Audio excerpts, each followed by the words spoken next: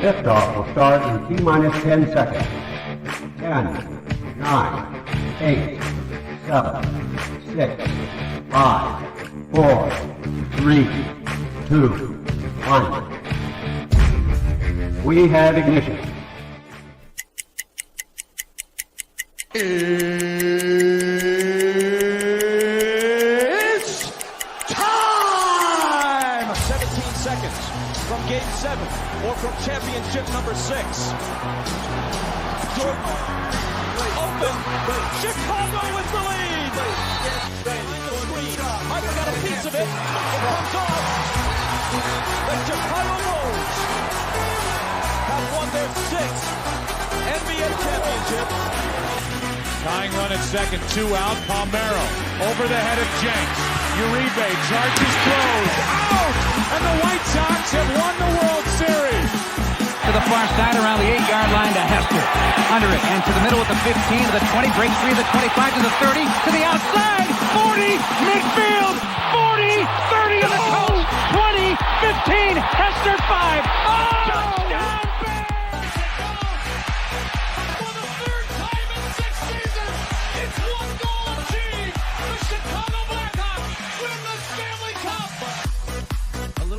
Slowly toward Bryant. He will glove it in front of Rizzo. It's in time. And the Chicago Cubs win the World Series.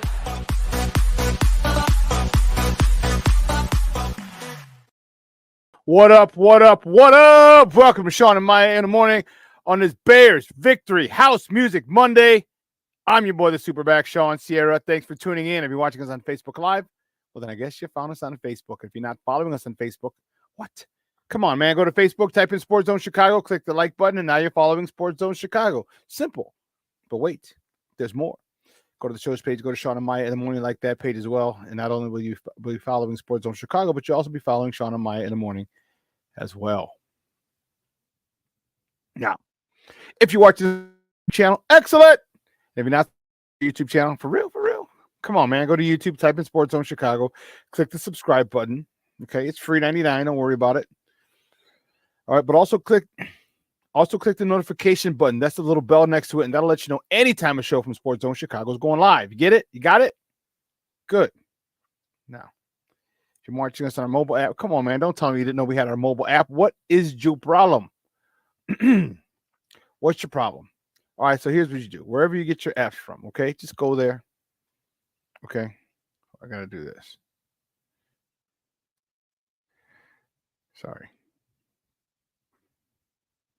Sorry, I had to do that. So wherever you get your app from, all right, you go there. And it doesn't matter where you get your app from. You just go there.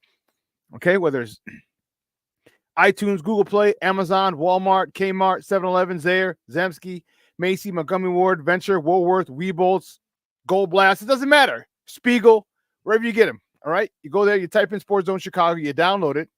Take us with you on a go. So not only do you get Shawn and Maya in the morning 3 days a week, and not only do you get our other live shows throughout the week, and not only are they archived there like they are on Facebook and YouTube, but I'll tell you what, we give you a slew, and I mean a slew of articles.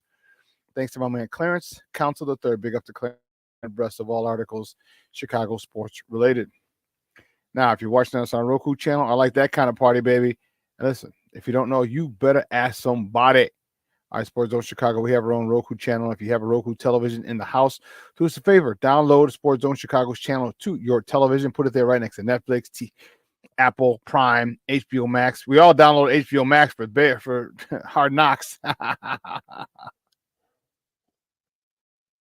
Hulu, Disney, Stars, Paramount Plus. Put us right there. All right, put us on, and you can watch us on the big screen. All right. Now, you can also tweet the show. You can tweet us at Sports Zone Shy, that's CHI, at Sports Zone Shy. Now, if you want to follow me, just me personally online, you want to know what I did? Well, let me tell you what I did. I made it nice and easy for you folks. Nice and easy. One handle for Facebook, Twitter, Instagram, Snapchat, and TikTok. All one handle at the Shawn Sierra. All right. If you want to follow my lovely co-host, Maya Kai, you can follow her on Facebook and Twitter at the Sports Chica, or on IG at Maya_Kai. It's MAYA_AKAI. Man, we got a great show, but I need you to get interactive. So whatever platform you're watching us on, whether it's Facebook, YouTube, or our mobile app, leave a question or comment on that platform. It'll come up here in the thread. We'll put it up on the screen. We'll incorporate it into the show.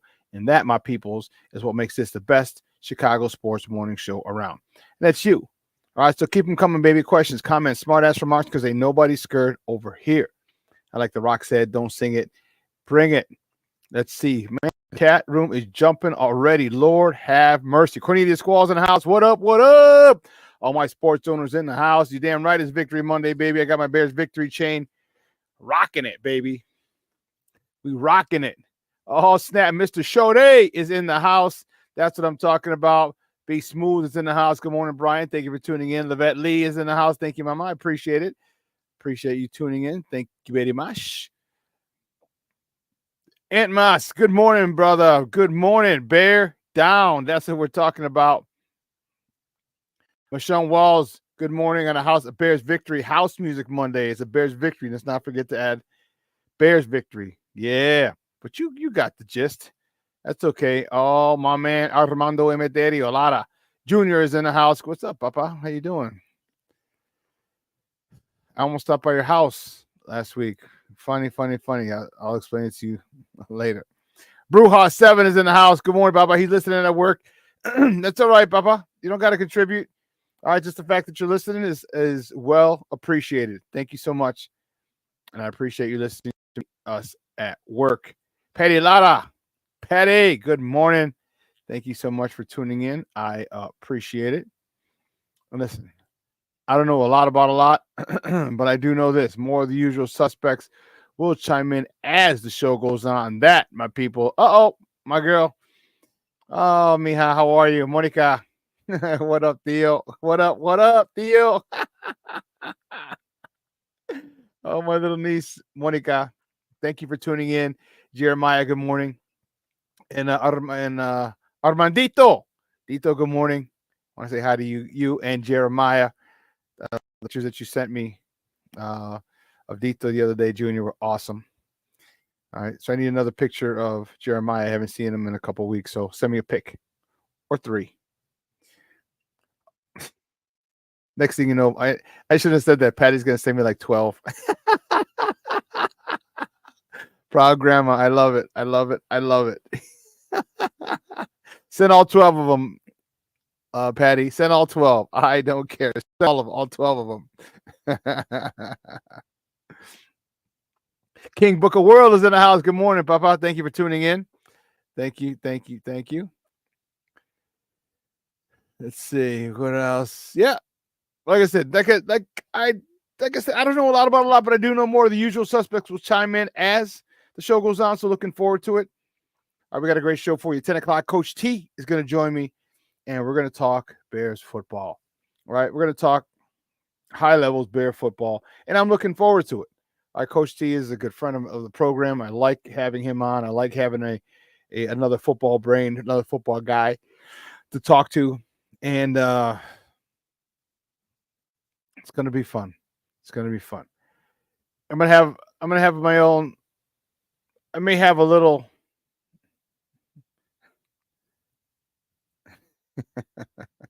She wait time. Those are awesome. His building blocks. That's great. I might have a little get off my lawn, Shawn moment. I think I might.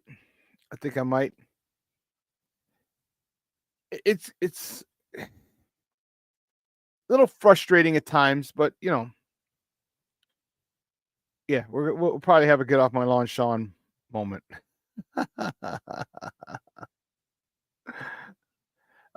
No Cubs victory Monday, Patty. Let's not do that.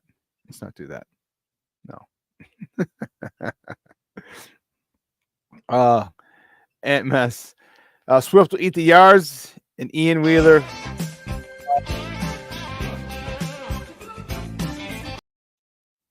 It's not even funny. That is not even funny.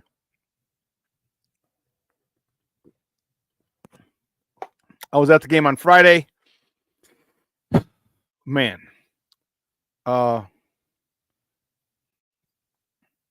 Shorty, that's not funny, bro. That's not funny. Levette, that is not funny. That is not funny.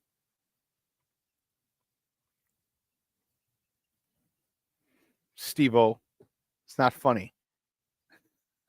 I was at the game Friday, and man, it was first of all, my guy Hirsch throws out.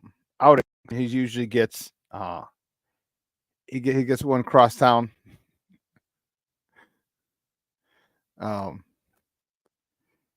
And he got both. He got Friday and Saturday's game, and I had won tickets. So he was. Remember, I was telling you guys, I was like, I know I didn't buy it. Apparently, I thought I bought tickets, and I hung out with Hirsch yesterday, and I didn't buy them. I won them. He had something else. I mean, I support my friends, so yeah. But I had, and because he was telling me, make sure you download the tickets. I'm like, I didn't buy any tickets. But I won him at another event that he had, anyway, I won him, but I got him for Friday, and unfortunately, it was good. And Friday's game was really good, 7-6, bases loaded in the 9th inning, 2 outs, could not get the key hit. A base hit would have played it 2, would have tied the game for sure, but probably we could have walked it off. Great game, and then 3-1 on Saturday. So great games overall. The Cubs are hot, 8 out of their last 10. Sox are starting another losing streak. Was it 4 in a row now? I don't remember. But yeah, this weekend was good. I hope you guys had a good weekend as well. Hope you got to enjoy the beautiful weather we had. It was gorgeous out. Gorgeous. And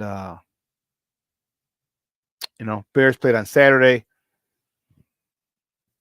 And you know what was really cool? It was good. It was early. So like Saturday, I'm usually like maybe I was expecting a game at like 2 or 3 and in the evening, but it was like a Sunday game. So it was at high noon. And man, by 3 o'clock, man, game was over. Like, okay, now we can go do whatever we want to do on Saturday, which I did nothing. I just stayed home and watched the Olympics literally all night. Literally all night. I fell asleep. I actually fell asleep. I didn't even see Ian Wheeler's 2 touchdowns in the game. I didn't see it. I fell asleep, but once the starters came out, I kind of like lost interest. So I will definitely we'll talk about the game. Definitely want to hear your thoughts on the game, guys. What did you think? Are you excited? I mean, I guess that's kind of a stupid question. How excited are you? I guess should be the question.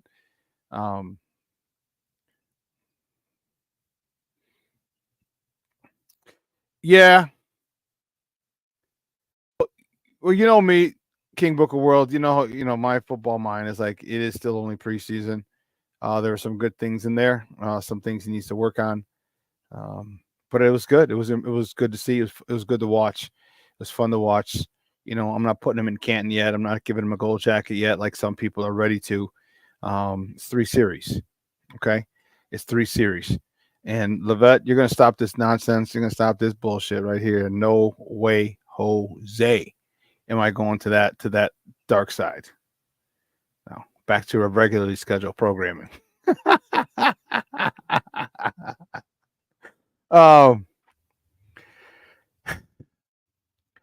I was very happy because it was a situation where, and here's my thing. The Bears did a thing of really, really, really insulating Caleb. And if he has a bad year, he's going to have to try to have a bad year. And I don't think he's trying to have a bad year. Okay.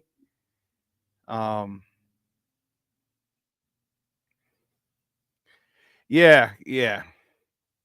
Those. Oh my God, Caleb's dude, we're winning 3 Super Bowls. I'm like, relax. It's 3 series. 3 series does not equate to 3 Super Bowls, people. Let's relax, okay?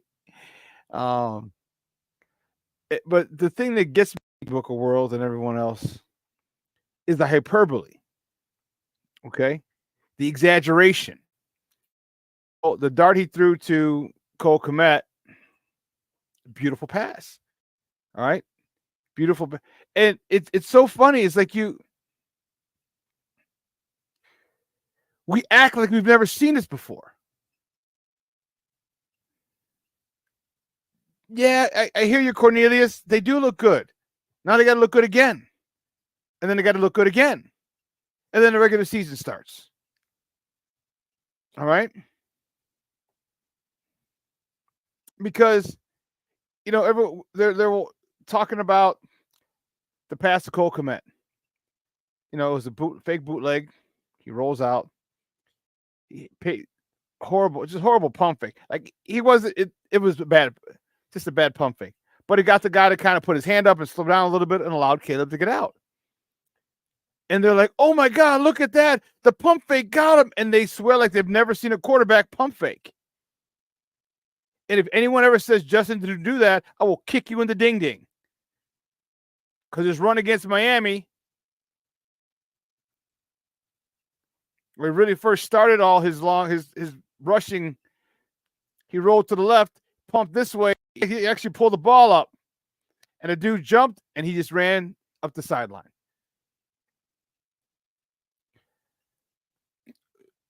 See, I'm excited about the possibilities. Now, I want to see them.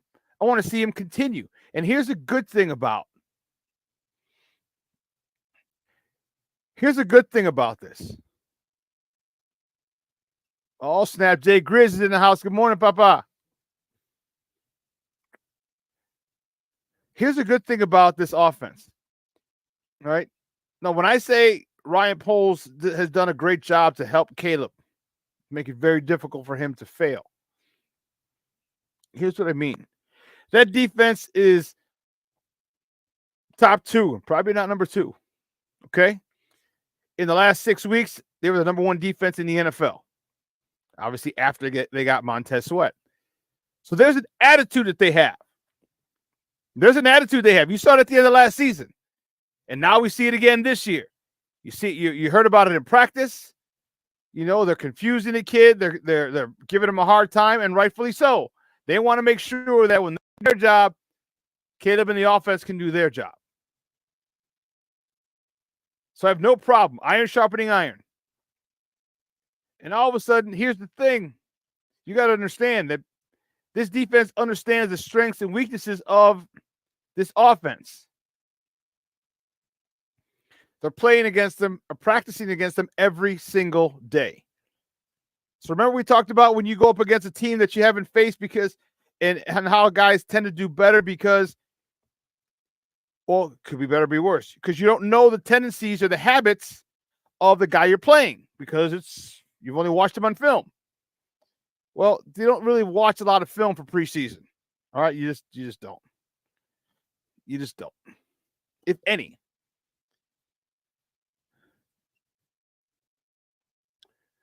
But when you go up against a defense like the Bears have, and when they've made it difficult for you, and they understand and they know your tendencies at this particular point now, you go up against a team that doesn't know your tendencies, man, this game looks a lot easier. Not easy, easier. And Caleb took advantage of that big time. And I love to see it. And that's what this is the perfect example of iron sharpening iron, an example of that. Okay? It's a phrase that people want to use in some, Yeah, Cornelius, 3rd and 12 to DJ. Yeah. Yeah. But we've seen it before. We saw it with Justin. We saw it with Mitch. Not so much with Mitch. But I like it. I'm not going to say I don't like it. All I'm saying is let's not act like we've never seen this before. That's all I'm saying. Everybody is acting as if this is the first time they've seen a quarterback do it. Oh, the first time we had a quarterback who can zip it in there. Like, actually, no, we've had quite a few. It's the consistency of the quarterback. It's the coaching of that quarterback to keep him consistent. That's what I want to see. Now, Shane Waldron, you had a good day with Caleb Williams. Now, can you continue to call plays? And Caleb, can you continue to develop? Okay. Jackson Ford didn't have this defense to practice against every year. What was Justin's defense? Justin didn't even practice his rookie year. He was a second stringer, so he got no first-team reps. Andy Dalton. All right. And let's not forget that Caleb Williams has been in this offense month even before he was drafted, which they said. That was said. They're installing. He's got all the first-team reps. It's a big difference. It's a huge difference. So Ryan Poles is doing a good job of making sure this kid does not fail. Again, I don't want you to think I am anti-Caleb. I am not. Because I was pro-Justin doesn't mean I'm anti-Caleb. I want Caleb to do well, because if Caleb does well, guess what? Our Bears do well. And that's what we all want. We want our Bears to do well. Do we not?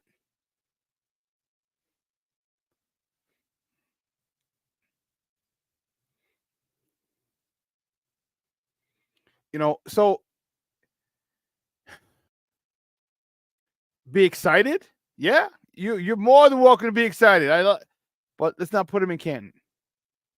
Let's not say stupid shit like I've never seen something like this before. We've seen a quarterback throw off platform. We've seen our quarterback be moving to the left and throw back across his body to a diving tight end in the end zone for a touchdown. We've seen this. We've seen 100-mile-an-hour fastball from the previous quarterback. We've seen this. So let's not act like we haven't. Okay? Again, I'm not downplaying, I'm not disrespecting, I'm not downplaying, and I'm not considering it trivial what Caleb did. But I expect this. If you're the number one overall pick, you better do that. He did it, and I'm happy for it. I'm very happy. Now I need you to do it again. I need you to get more consistent. I love the way he was calm. I love the way he commanded the offense. And, you know, it doesn't seem like there's, you know, Junior, you said it earlier, center play was good. All right? Center play was good. And that helps. Like, people just don't understand how bad center play hurts a quarterback, hurts the timing of an offense. You know? But they got that situation. It seems like they got it addressed. And I like it. I like it a lot. So the kid has a lot of potential. A lot of potential. And I'm excited as the next guy. But I'm not getting out over my skis. I'm not doing it.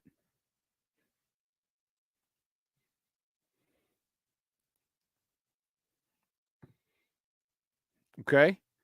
Again, it's okay to be happy. I'm happy. I'm happy too. I'm excited too. But my excitement's tempered. My excitement is realistic. I'm excited that he had a good first game. All right. Let's not forget, if we're going to evaluate a quarterback, let's evaluate a quarterback. He threw a pass on an out route that almost got picked. So let's not forget that. If you want to evaluate a quarterback, then be fair. Don't talk about all the good shit and not about the stuff that needs to be improved. Don't be one of those people just to further your agenda. Okay? Just to further your agenda. Don't do that. There's a lot of people out here in this space who like to do that. And you know me, I've given you the good and the bad for all the people that I liked and didn't like. Hell, you hear the way I talk about the Cubs. I thought they'd win the division. But I think he did a lot of good things. A lot of good things. And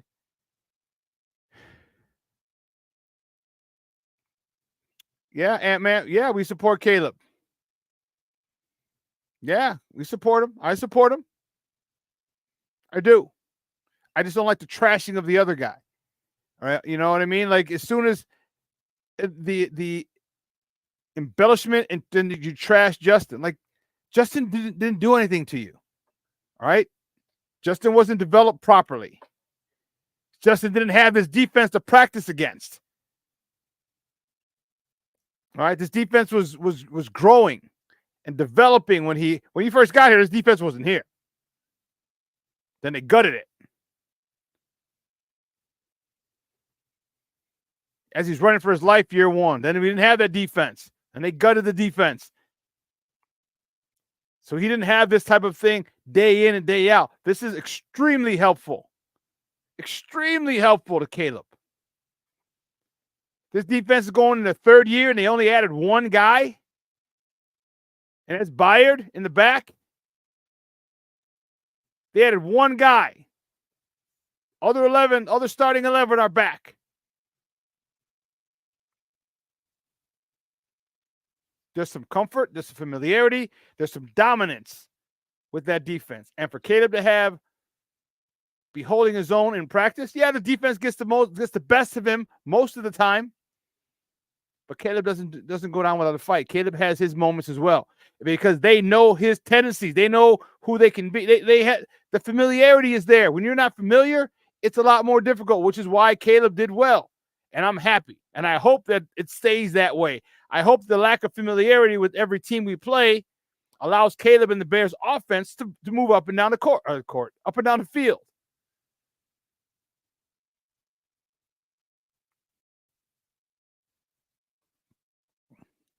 You know, you talked about a few good things. You know, he missed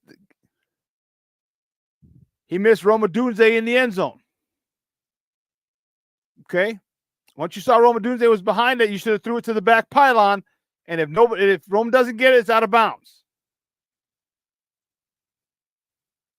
Okay. And he also had 2 drops, which would have upped his numbers. Okay. Good day. Really good day for Caleb. You know, good day. I just don't want you to think that I'm Caleb. I am not. I'm like, just don't shit on the guy who had nothing to work with and was the most exciting player in the NFL for a season and a half. You know, come on.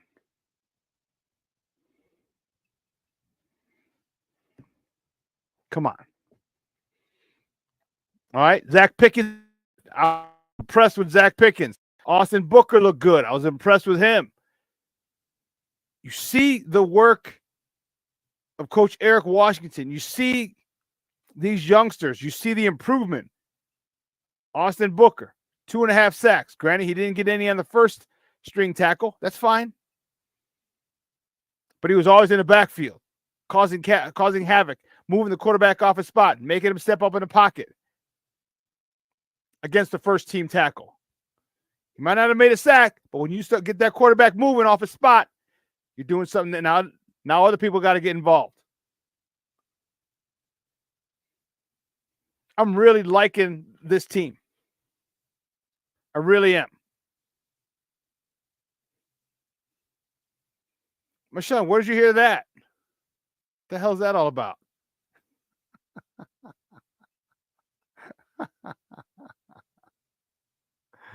Oh, man. You see the influence. You see how important coaching is. You see how important it is. All right, folks, here's what we're going to do. We got to take a quick break. On the other side of the break, we're going to get to the top of morning topics, all right? We're going to get there. We'll do top of the morning on the other side of the break. So don't go anywhere, folks. Keep it locked right here. Shawn and Maya in the morning on Sports Zone Chicago.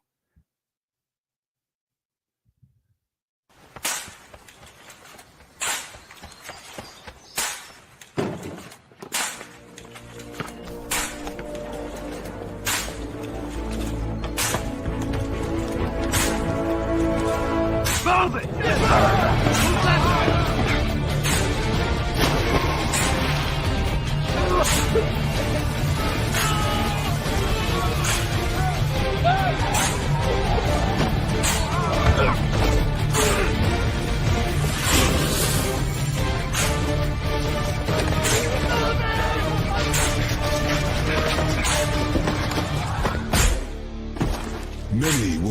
calling.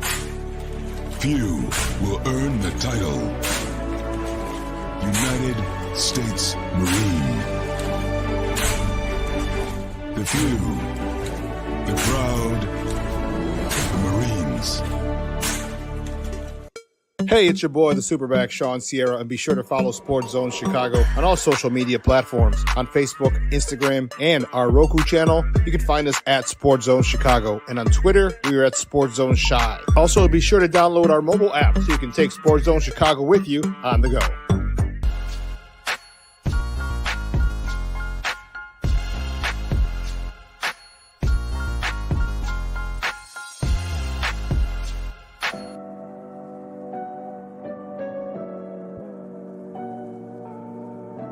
How do you take care of your mind health? For my mental health, I meditate in the mornings. I have my dogs. They're the best. I just find ways that help me just relax. Finding things that make me happy, like being close to my family. I meditate a lot and read books. I have hobbies outside of the game. I'm able to switch off. I'm able to turn my brain off from the game of basketball. Your mind health matters. Your mind health matters. We are looking for a few heroes, mentors, trailblazers, innovators, a passion to change lives, spark curiosity, open hearts, and awaken minds, help students answer the question, who am I?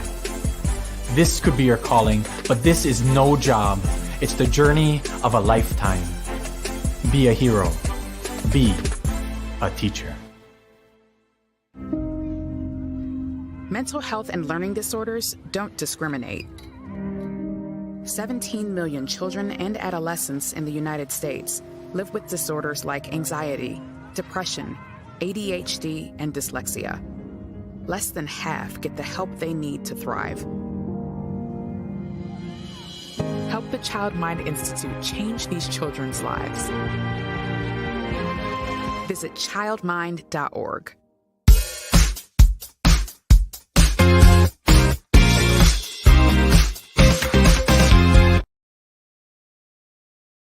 So now Santos from 31 yards away, and he is good again. Guys that were there. Bills thought this play was going to be blown dead. Instead, Trubisky is blown up. Daniel Hardy with the third down sack, but the offensive line froze. Trubisky steps up, looking to run, but taken down. Zach Pickens making the play for the Bears. On 2nd down and 9. Agent throwing, he's looking for Sweeney. He's got him at the 15 and down around the 5-yard line. That's a good throw from it down the stretch last year. 2nd and goal, it's Jones again, trying to take it in the corner, and he does. Velus Jones runs it in for the first touchdown of the afternoon. Welcome back to Shawn and Maya in the morning at Sports Zone Chicago. Those clips courtesy of Fox. Those were our Bears, baby. Those were our Bears. I'm really happy again. I'm happy about the win. I like a lot of the stuff that I saw. I'm excited about the potential. I'm excited about the arrow is only going up, and there was a lot of good stuff going on. A lot of good stuff going on. But let's get right to it. We'll talk about that at the top of the hour with Coach T. Guys, let's get to it, guys. You know how we do the first segment of every show. It's called Top of the Morning. It won't come just when you want it.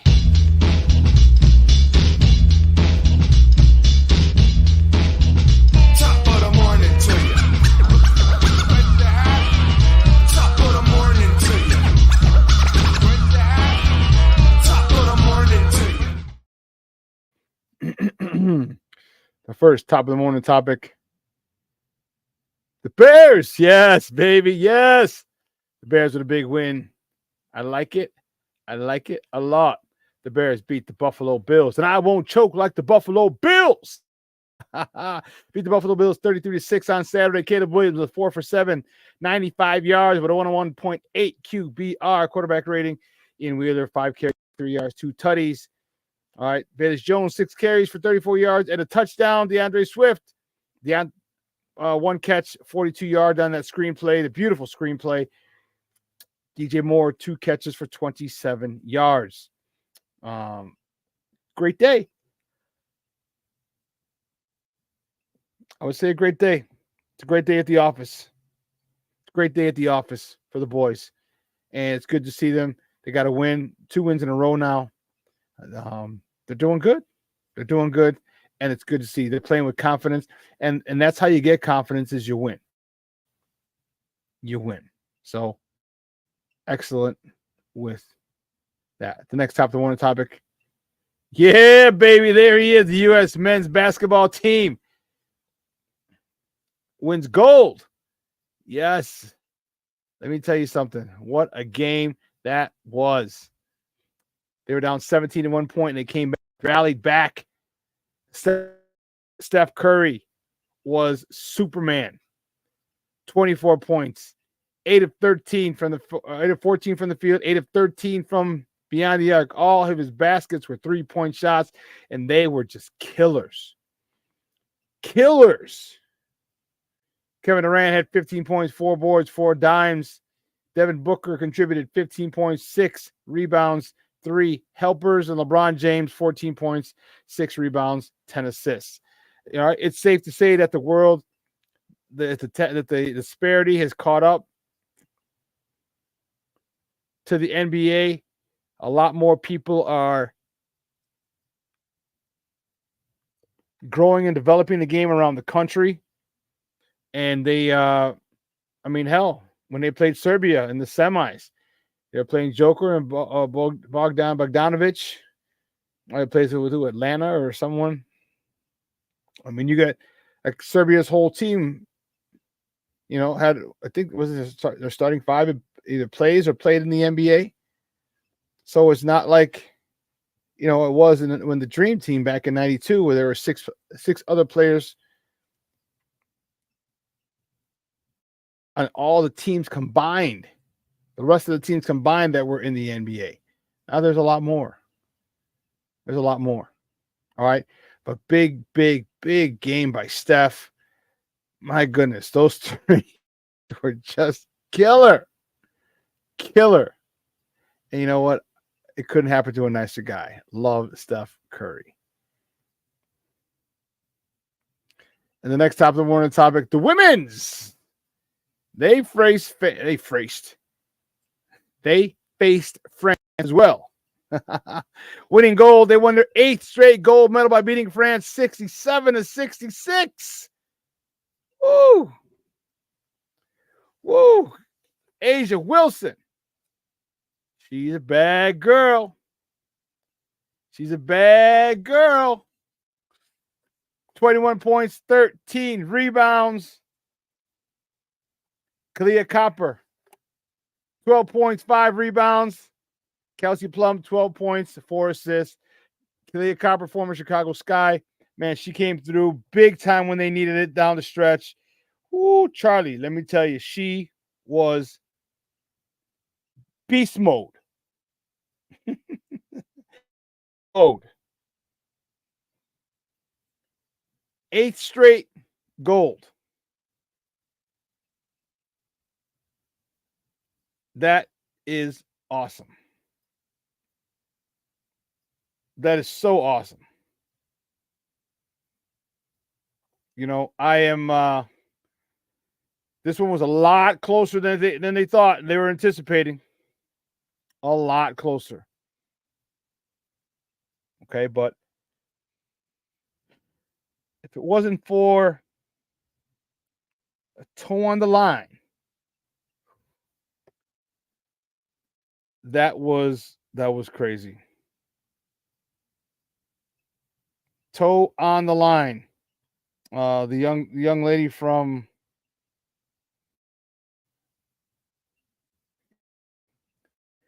Gabby Williams from France hit a shot at the buzzer,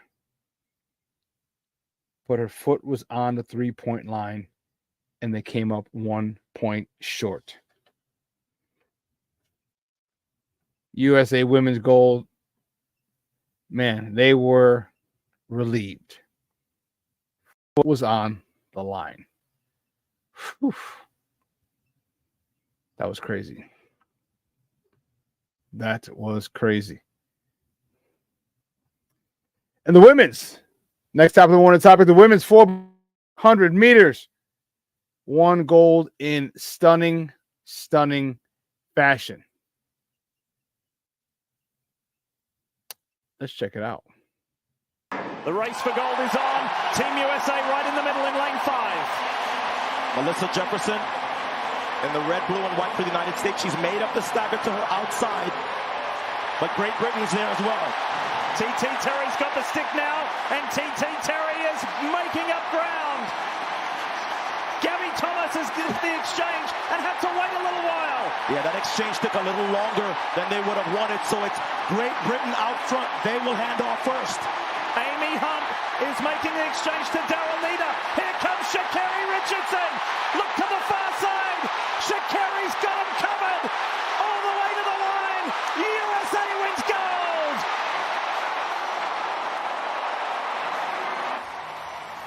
She looked over once. See you later.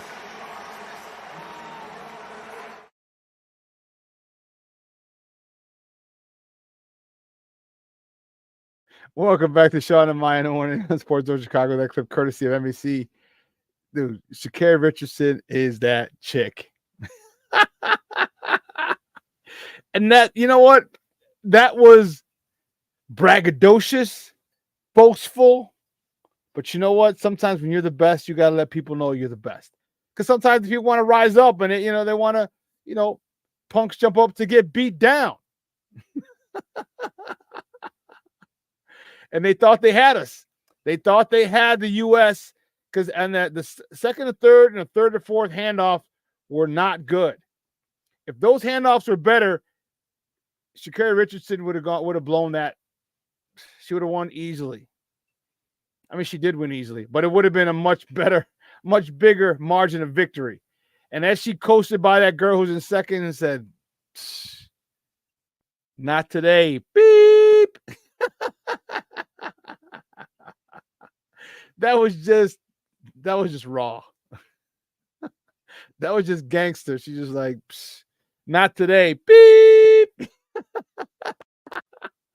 And the picture of her after, if you saw, you caught it online. I wish I was looking for it and I didn't see it. And I was running so I didn't have a chance to look for it. Like when she crossed the line, she's like, "Yeah." And she's flexing. Oh my goodness. She is ripped. And it's not a disgusting rip, like she's too big, like some female bodybuilders. No. Like she works out. You can obviously she does because she runs, but you can just see her. She's just in top physical shape. She came from like third or fourth on that hand after that handoff. And man, that's some purse snatching speed there, boy. She was wow. It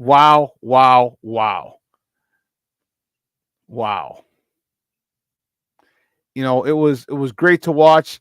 It was great. Stuff like that really gets you excited, Stuff like that really gets you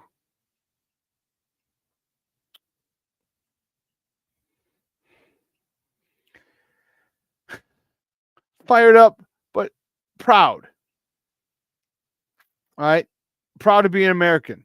This country hasn't always been great to different sectors of people. Okay? And this country's not the perfect country, but there are some really good things about it. Let's be honest. All right? For all the bad things that go on in this country, there are a lot of good things. A lot of good things in this country. All right? The ability to earn money. You don't need for a college degree to earn money. All right? You just got to be an entrepreneur, find your passion. Okay? Which is why people come here in the first place. All right? All the people stopped in LSI, the people crossing the border, people, all right? There's a lot about this country. But we're proud. We feel good when stuff like that happens.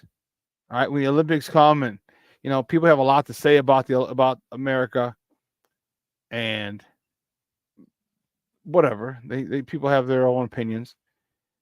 But man, it was so good. The good things about this country, especially at times like this in the Olympics, it feels so good to see gold around the necks of our American athletes. feels good. It feels good. Like, all right, we're number one in the world again. We're number one in the world in a lot of things. And here at a national, on the world, not on a national, international stage, we're number one again. Maybe it's just me. Maybe it's the competitor in me.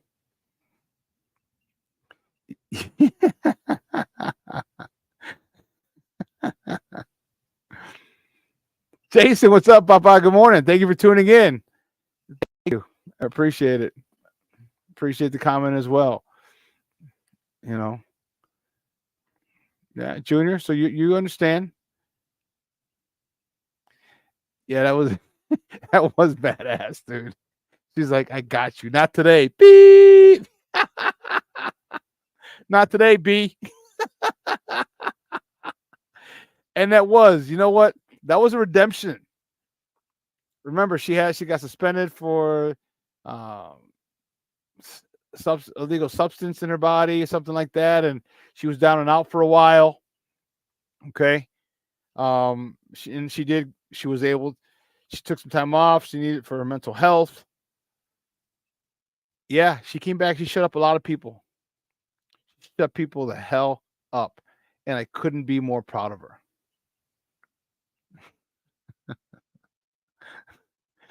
You know what, Junior? I was listening earlier, and apparently they're not gonna. This is the one and only time they're gonna have breakdancing, because that was horse shit. That was so bad.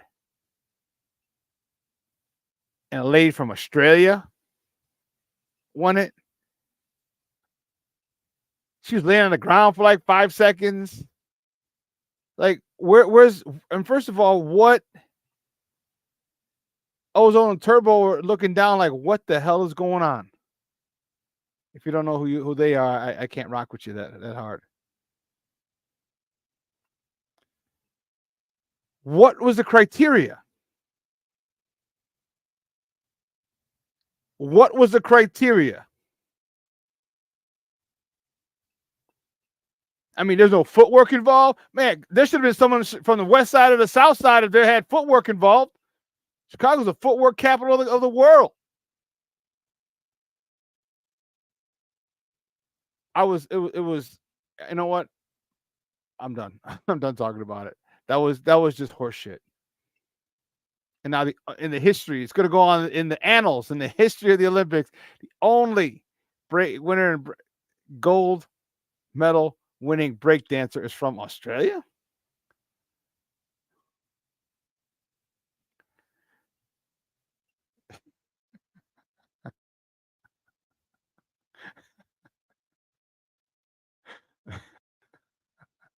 King Book World. Yep. Like, what the hell is this? Oh my goodness. Oh goodness. Just Great Balls of Fire. That was funny. King Book of World. Next top of the morning topic, the Cubs. Yeah. Cuck the Cubs. You know how I feel. Saturday night, the Cubs beat my White Sox 3-1. All right. Swept the mini series. I don't know why they have. Thank God it's going back to 3 games next week. Full weekend, Friday, Saturday, Sunday. How the hell do you have a day off on Sunday? Everybody plays on Sunday in Major League Baseball. But for some reason, the Major League Baseball said, no, you know what? We'll have the Sox and Cubs now play on Sunday twice. Ridiculous. 3-1. Cubs win. Took the series 2-0 on the south side, 2-0. They swept them at home at Wrigley, so they took the season series 4-0. Cubs are white hot right now, 8 out of 10. They for real, getting serious and trying to get in that wild card spot. Hey, I didn't think they had a shot. They went from last place to like 3rd place in like 2 days. What the hell happened? They're at 3rd place now. Let me double check. I was like, man, I can't even tease Cub fan friends that that we're both in last place. Cubs were in third, a game and a half behind St. Louis. Shoot, they might catch them. They might catch them. So, enjoy it, Cub fans. Excuse me. Enjoy it. What's this comment? That, you know what? That was funny. So, if you don't know what Junior's talking about, I said, how about the loser who jumped on the field, hurt himself, and had to have the go-kart come out and take him off the field? No, actually, that was the second person. There were two people who jumped on. So the first person jumped on the field, ran around, they tackled him. Then a second dude jumped on and then tried to. So now when you jump on where there's a gap between the end of the front of the stands, you know, and the fence. There's a gap. So the dude he jumped over, try to get back over. Maybe he saw them arresting the other dude. I don't know, but you know you're going to get arrested when you go over, and it's not like you can. Where would you go if you jump back over into the stands? Where would you go? You got to go upstairs to get up a whole bunch of the row of stairs to get to the concourse to get out, and the ushers are coming down. So he tried to jump back over the stands, and that's when he got hurt. That's when he got hurt. I was like, come on, man. He got hurt, and they had to have the cart, the first aid, the paramedics come and cart him off the field.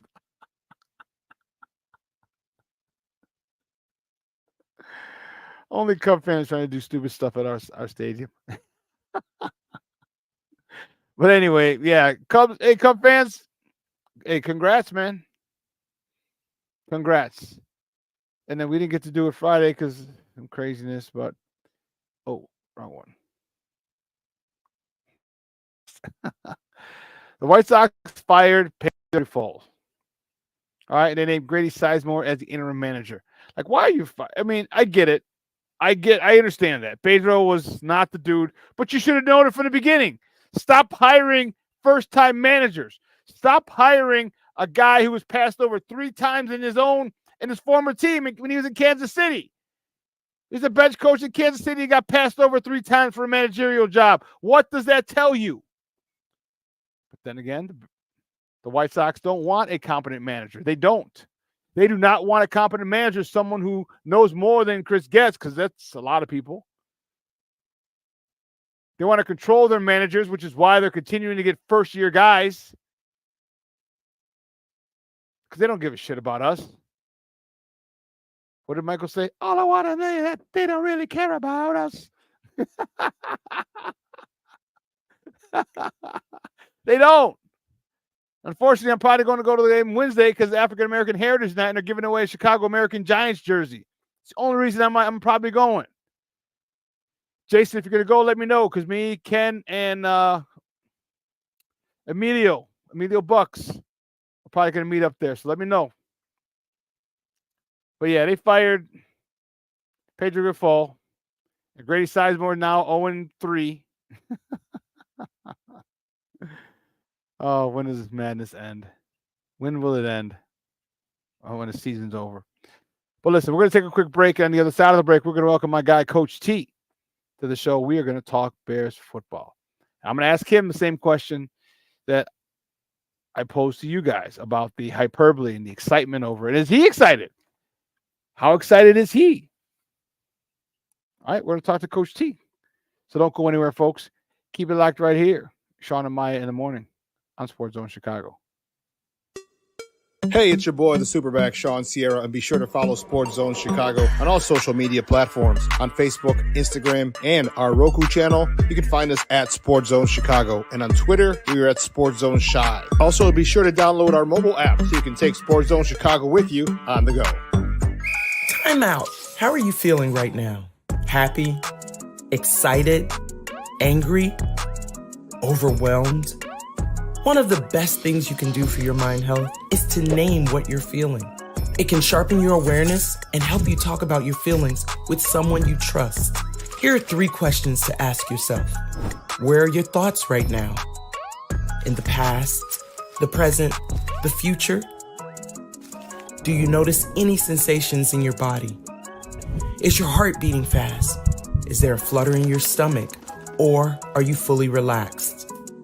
What do you need right now? Time with others? Time to yourself? Remember, there's power in this awareness. So find ways to identify what you're feeling today.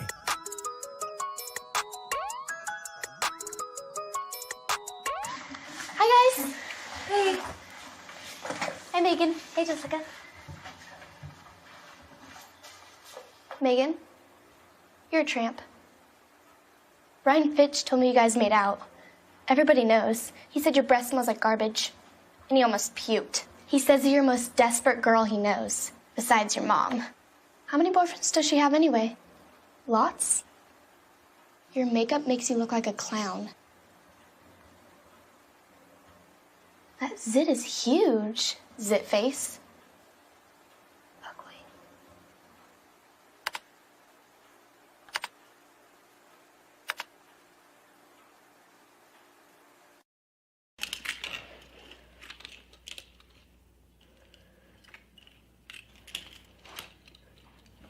Hey, bud, what you doing? I'm playing with cars.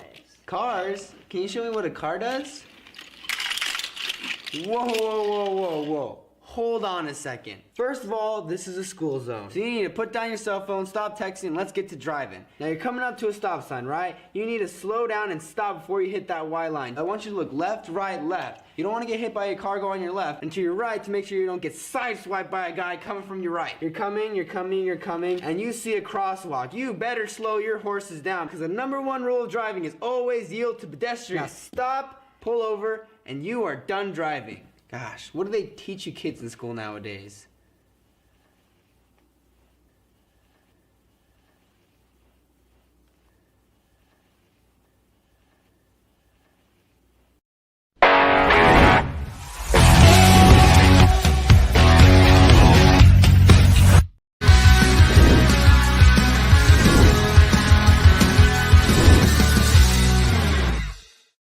Ed Oliver out of the blue medical tent on the Buffaloes sideline. He'll stay there for this 1st down and 10 play. Pressure coming. Williams flicks one and completes it to Swift into Buffalo territory.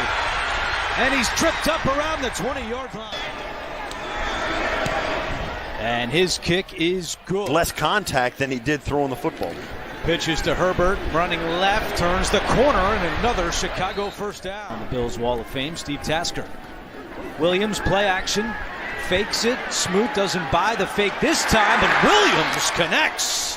What a throw by Caleb Williams. Play clock at 1. Williams takes the snap out of the shotgun, steps up, he's going to run it. Williams off to the races. 1st down and more. And as he learns. Welcome back to Shawn and Maya in the morning on Sports Zone Chicago. Those clips courtesy of Fox. Those were the Bears, baby. Bear freaking down. Whew. Good stuff. Good stuff. Got a lot of people excited. And Shorty, I know they got you excited. My next guest is a good friend of the program. Excited to talk to him and get his thoughts on it. He is the founder of Chicago Bears 360. Okay. You can find him on Twitter at Bears360 _ Coach T. Guys, welcome back to Shawn and Maya. Our guy, Coach T. Coach T, what's up, Papa? How are you? What's up, Shawn? How's it going, man? Thanks for having me again. I love having you on, dog. You know that. Yes, you sir. We back at it. Yes. So big win on Saturday, 33-6. The Bears, they don't choke over the Buffalo Bills. So give me your thoughts, man. You know, there's a lot of people, you know, you're going to have a lot of fans who the hyperbole is insane. You know, they're like, Caleb needs a gold jacket, blah, blah, blah, blah. I'm like, guys, it was 3 series. Relax. Well, we've never had a quarterback like this. I'm like, actually, we did. We had one. The prior quarterback was as athletic as this guy. And the thing I will give him is his release is a lot quicker. You know, but the athleticism, athletically, like there's nothing like we've seen a lot of the things that he did, and everyone's talking about. Well, the way he put the needle through a thread through the needle. I'm like, we've seen our other quarterbacks do that. Let's stop with the hyperbole. Talk to me about your assessment of it. It's just people so starved for good quarterback play that they're exaggerating everything, like and acting like they've never seen it before. Yeah, I mean, it's about managing expectations, right? So, the reality is we knew this was going to happen, though. I mean, the hyperbole, the over, if you will, the excitement. Let's just call it the excitement, which people are excited. They're excited. You know what I'm saying? Bear fans have long had quarterback envy of other franchises, namely Green Bay, because we had to watch the likes of Favre and Rodgers and so on and so forth. And so it's like, you know what I'm saying? We want one of those. And you can't deny from a macro perspective, from a casual football fan or somebody that doesn't get into the schematics and stuff. I mean, the resemblance of the quick flick of the wrist, electric arm. It is what it is. It's reality. He has an electric arm. Caleb Williams does. He has an electric arm. But the question I posed on Twitter yesterday was this, or the statement I made was this. The gap between, and you made a good point, Shawn, the gap between the biggest difference that fans, whether they acknowledge or not, or want to see it or not, or want to acknowledge or not, is going to be, the biggest gap is going to be from Luke Getsy to Shane Waldron than it is from Caleb Williams to Justin Fields. It's a much larger gap in what they do and how they do it when you compare the coordinators versus the quarterback. Yes, Caleb has a better, a stronger or quicker release. Absolutely. But their athleticism, we said this during the offseason, their athleticism was right there with each other, as far as, being bigger and maybe to get up the field with his legs. Justin's probably, better at that, or probably more sticky when it comes to that. But Caleb scrambles to throw. And that's the difference. You know what I'm saying? But if you pay attention, what you saw was plays being set up. You saw, and I was just here charting how many runs versus how many passes. I didn't get all the way through it right now, but it's looking right now that Shane was way ahead in the run game, which we said was going to happen. He was going to run the ball to set up the pass, right? This is what we should be doing. So he's going to run the ball to set up the pass. And, you know what I'm saying? And Shane understands protection. He understands protections. The one pass that everybody, I didn't get to the second one, the laser to Cole Kmet, but I know for a fact the one laser to DJ Moore, he's in 7-man protection. And while I was impressed with the throw, and we should be impressed with the throw, he better make that throw with 7-man protection. I mean, you better pat the ball, cook some pancakes back there. And this is what Luke Getsy and Matt Nagy didn't understand. They didn't understand that, hey, if I don't have 5 dogs up front, then I can't go 5-man protection. And so I'm going to have my quarterback running for their lives. So, yeah, I mean, I understand the hyperbole. I understand the excitement. I wouldn't really label it hyperbole. I understand the excitement, and I'm excited. I'm excited to see the kid. But I'm more excited from a coordinator standpoint because I said going into the season that I was grading Caleb on the curve anyway. My focus was on Shane Waldron because we've never had a good offensive coordinator either. And by the way, the NFC North is stacked with great offensive coordinators this year, top to bottom. So this is probably one of the top division when it comes to coordinators. We pointed that out on the show. That's very true. You got Kevin O'Donnell in Minnesota. All right. You have OG Bobby Johnson, Ben Johnson in Detroit. Bobby Johnson. I thought you'd get that. I thought you'd like that. Shane Waldron, and then obviously Matt LaFleur in Green Bay. Morning, everybody, by the way. I see all my people. Yeah, they're coming out to say what's up. But yeah, so it's definitely a powerful conference, and intelligent, with some intelligent play callers. So it's good, and that's one of the things that, I just put that up there. Coaching matters. It's about time, man. It's about time you got to coach, and one of the things I mentioned earlier, I was like, let's not forget. I was like, Caleb has had all the first team reps all preseason. Yeah. All, you know what I mean? Caleb's been in this playbook since before he was drafted. This is not a normal situation. All right. This is from their own admission. He's been looking at the playbook. So it's not something we're speculating or an insider said. This is what they've said themselves. So yeah, I'm looking forward to this. This offense better look good. And the one thing that I said, Coach, that and you tell me how your thoughts on it. When you start playing against the same people, first of all, he's playing against one of the top 2 defenses in the NFL, and I don't think they're number 2. All right, they were the best defense in the league last year for the last 6 weeks of the season.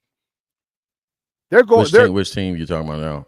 My Bears. Oh, okay. Us. Yeah. All right. Yeah. In practice, yeah, absolutely. Every single day, and they ain't making, and they're giving them the flux. Like they is no punches pulled. This is literally the perfect example of iron sharpening iron. But you also understand who you could the strengths and the weaknesses because you see them every day. Now you get a Buffalo team, you don't scout and you don't have any tape on them. You know what I mean? It's extreme vanilla. He went into that game and he's not going up against the number 1 defense, the number 2 defense in the NFL. He's going up against another team that doesn't know his tendencies. I was surprised. I wasn't surprised by the fact that he had a good game. I'm not taking any credit away from him by any stretch. I'm just saying I'm not surprised. And that's what happens when you bust your ass in practice and this defense gives you the flux. And this is what practice is supposed to do is make it harder than the game. And this is what they're doing. And if this continues, Caleb's going to have a really, really good rookie year. Yeah. I mean, I'll put it in coaching terms for you, right? He took a step. He took a step in the right direction. Yep. Shawn makes a great point going up against our defense in practice every year. They took him to task every time he took a step in the right direction. What you didn't see a lot of, though, is I'll tell you one thing that I was the most impressed with by Caleb that has nothing to do with him throwing the ball. When I saw him walking up and calling out the mic and pointing out and putting people – calling out the mic and making sure the protections were good. That is a sign of maturity when it comes to the quarterback. Breaking the huddle, getting the play call in, breaking the huddle, getting the line of scrimmage, no delay of game penalties and all that stuff. Yeah, he's shown he passed. Yeah, no pre-snap stuff. He's shown he's passed the initial test of getting to the line of scrimmage in time enough to point around and make adjustments because that's going to be key for him as a rookie. But I don't think at the same time Buffalo came at him. They didn't scheme against him. They didn't come at him with a whole lot of exotic blitzes. One thing that he pointed out that he was still working on, as well as he didn't see a lot of spinning safeties, right? A lot of spinning safeties, whether you show 2 high and roll 1 high or show 1 high and roll a 2. They're not going to show a lot of, 3 under right now or 3 robbers right now. They're not scheming against him. So, again, while we're excited, there's a lot of stuff that teams haven't shown. They're not looking and saying they're not scouting him. They're not scouting Shane right now. But again, give him credit for what he did do. Kid was electric. I really like taking a step back to Shane. I appreciate seeing play calls set up as well. Set up, you know what I'm saying? The first game, the Hall of Fame game, I pointed out that Shane would run mid zone, inside zone, and boot off of it. Everything. Watch. Like fans that diagnose the results of plays or the results of the game. Watch the game. Watch the game within the game, and watch how Shane is actually baiting the defensive coordinator to do certain things with his play calling. That's the chess match. Hey, Coach, do me. Your camera just went out. I don't know. Somebody probably trying to call me. Yeah. And I'm on do not disturb mode too. That's the crazy part about it. Okay, you're back. We got you back. Yeah, call coming in. But yeah, that's the game within the game. This is what I wanted. The gift I want to give fans this season if they choose the challenge. Take this challenge. watch the game, watch the strategic part of the game. Don't watch the results of plays. Get into the game and start watching the chess match of the numbers. Watch how many people we have in the box on defense. Watch how many people we're keeping in protection. And then you're understanding the chess match versus just diagnosing the results of the game and plays. And it watches the game becomes more exciting because it's like watching a great chess match. So, yeah, I think we're going to win the majority of those, a lot of those chess matches this year. Guys, around with Coach T. He's the founder of Chicago Bears 360. We're talking Chicago Bears football here on Shawn and Maya in the morning on Sports Zone Chicago. You know, they ran a lot of inside zone, and then this week they ran some outside zone, some stretch, and that was that play that Caleb hit Cole Kmet. It was an outside zone, a stretch to the left. All right, he pulled. There was a bootleg, okay, and he had a guy deep, and he off bound, able to throw on the run very well. Hits Cole Kmet right between the 8 and the 5 for like a 15, 20-yard gain, 25-yard gain. Beautiful. But there you go. You're talking what you want the people to look at. Look at when we're running inside zone first game, and now he's adding outside zone. Pull it, and now bootleg off the outside zone. Those are the things. And when you have, Khalil Herbert, I think he tossed it. I don't know if he tossed it or if he handed it off on the clip coming out of commercial. But that was an outside zone. He ran it. He was able to get to the corner, get outside at the sideline, push out of bounds after a gain of a first down. So now you're stretching the defense. All right, and all of a sudden you come back off that with the boot.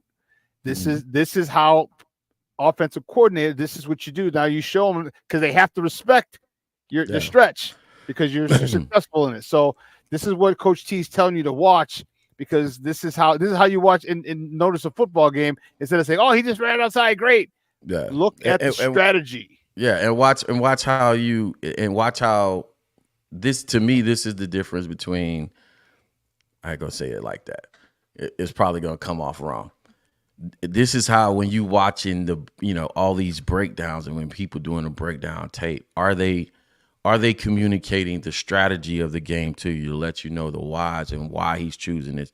I'm dead in the middle of this right now. You know what I'm saying? I'm learning a new offense for the staff I'm on right now, and actually coaching the coach and helping them understand my thought process. I run the initial play. I run the fake. It depends on what scheme we're in. But so I run the initial play, the initial concept. I run the fake, the initial concept, and probably go to some type of RPO type of pass, and then I run the boot off of it. It's everything looks the same, but has 1,000 different outcomes, right? You run the jet sweep off of the same looks, right? You see the influence of Sean McVay on it, by the way, with a lot of the split zones. You saw that, where you saw the tight end crossing behind the line of scrimmage on the run plays, the split zone. So you go with the boot off the split zone. You have the tight end in the flat, and then you have the flood concept. So it's for 2 weeks in a row. It's been, because when you coach ball, really, you're like, man, you looking to steal stuff. And it's been a master class, and it's a checklist for you. Like, I'm watching the tape and I'm like, damn, did I install that? You know what I'm saying? Let me go back and install that. You know what I'm saying? This week, because I need to put that into my stuff this week. So yeah, man, it's good stuff. I'm telling y'all, it's good stuff. We got a good one, man. I don't know how long we're gonna have him, but man, Shane ideally, Coach, I want him to be here 2 years. Yeah, I love hearing him here for 5 years, but we all both know, to be realistic, like, if he could have been a head coach last year. Yeah. So I'd like for him to be here 2 years. His first year with Caleb, and then the second year to work with Caleb, and now he doesn't have to teach Caleb the offense. Now he can refine and adjust and add to it because he's already familiar with it. That to me, that would be beautiful.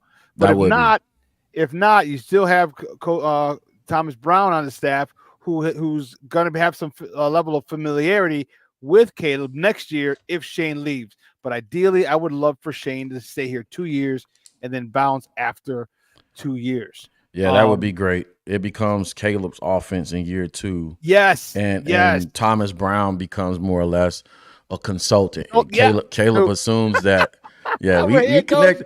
No, Caleb assumes that Aaron Rodgers rolls and says, okay, this is what I want. You know what I'm saying? Versus being a sponge, and you know what I'm saying? Now that he becomes more a consultant, it's more of a collaboration versus it being dictated. No, I'm there with you. Year 2 is important for him. You know. Yeah, so we'll see how it plays out. Your thoughts on the wide receivers? DJ Moore, after his new contract, nice catch. Well, let's go back to Caleb real quick before if we're going to be positive about him, which I have been, let's also critique him too. If we got to keep it a buck. It's not just a love fest here. He had a couple of passes. The one that was a quick out route, I think it was to Rome that was almost picked, and then he missed Rome in the end zone as well. What does he need to do? What do you think he needs to do on those two? The first out route that was undercut. Yeah, me and my buddy Nick Whalen, who I had on the show, we were going back and forth about that play in a good way. And yeah, he has to come off of Rome. I think he was just trying to play buddy ball right there and get his buddy one. But I like Cutler Marshall. yeah. He has to come off of that right there. And I think he had Keenan coming late on the underneath route or a rail route or something coming underneath right there.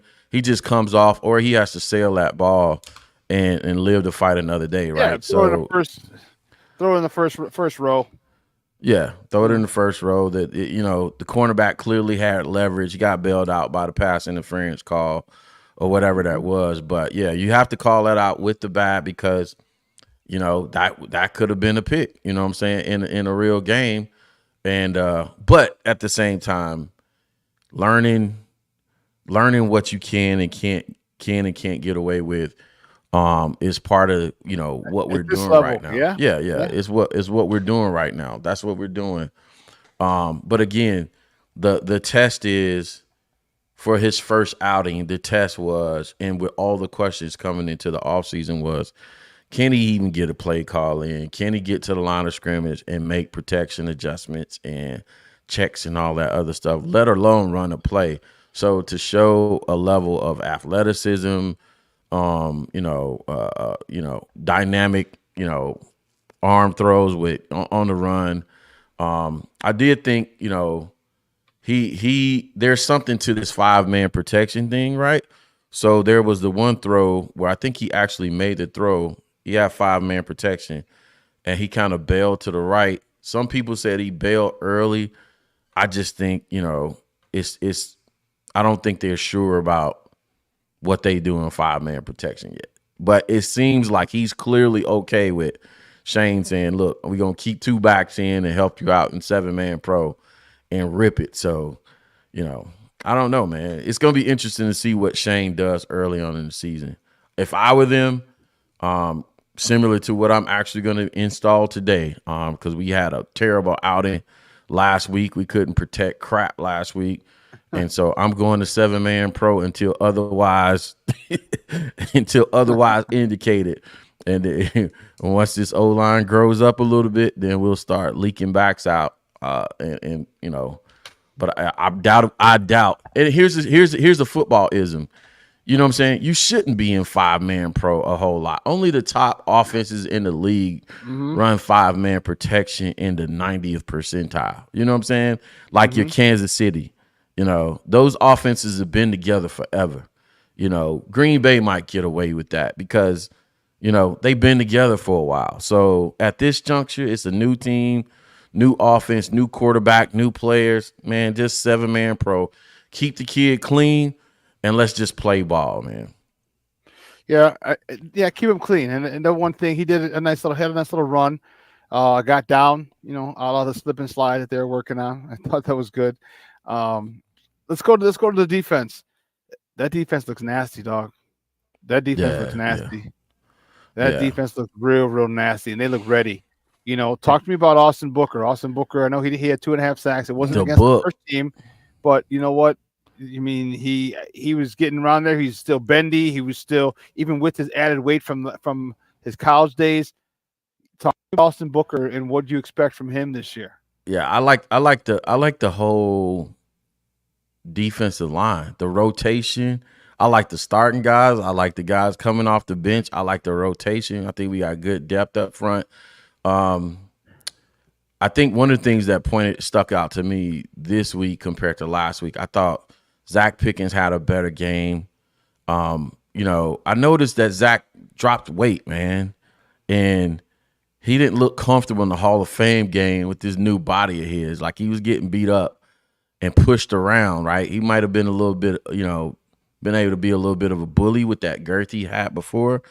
So he's going to have to be more skillful now, right? He's going to have to know how to use his hands and play with leverage better. So he played better. He didn't light up, the offense, but he played better. I felt like he felt more or looked more comfortable in the defense. So he made a few more plays.